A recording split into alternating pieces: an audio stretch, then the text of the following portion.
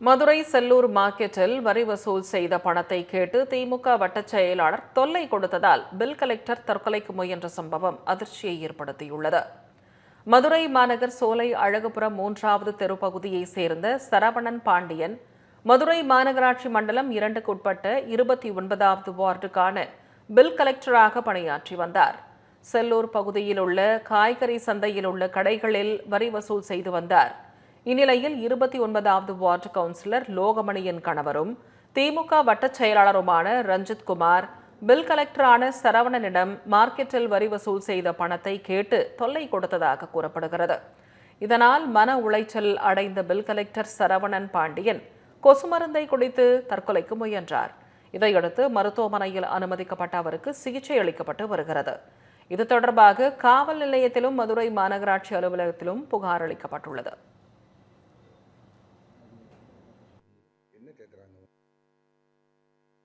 Sir நான் 600 தான் வசூல் ஆச்சு. 600 கட்டிடுவோம். பில்லெல்லாம் இருக்குது. நேற்று வரையும் போட்ட வரையும் பில்லு இருக்குது. அவர் இல்லை கூட வரும். அந்த மார்க்கெட்டில் நீங்களே போய் விசாரிச்சாலும் தெரியும் எவ்வளோ ஆகும்.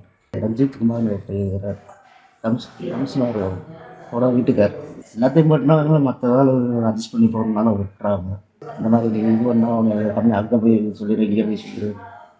அதுக்கு மன உளைச்சலாகி நான் தற்கொலை நினச்சி இருப்பேன் சார். திமுக கட்சிக்காரவங்க தான் என் வீட்டுக்காரர் வந்து மிரட்டிருக்காங்க. கவுன்சிலர் வீட்டுக்காரர் மார்க் வசூல் பண்ணுவாரு.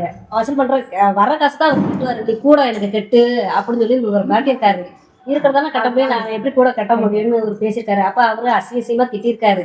வீட்டில் வந்து மருந்து வாங்கி குடிச்சிருக்காரு. இப்போ நானாக தான் இவர் கண்டுபிடிச்சேன், இவர் மருந்து குடிச்சதே இல்லைன்னா தெரிஞ்சுட்டேன். அப்புறம் அதோட நாங்கள் ஹாஸ்பிட்டல் கூட்டு வந்து இப்போ படுக்க வச்சுருக்கோம் சார். ஏதாச்சும் ஒன்றுனா அவர் தான் பொறுப்பு. என் வீட்டுக்காருக்கு எப்பவுமே தான் அவருக்கு எந்த ப்ராப்ளம் இருந்தாலும் அவர் தான் பொறுப்பு. இன்வெஸ்ட்மெண்ட் சேலஞ்சுக்கு ரெடியா? ஒரு பவுண்ட் தங்கம் 30,000க்கு கிடைக்குமா?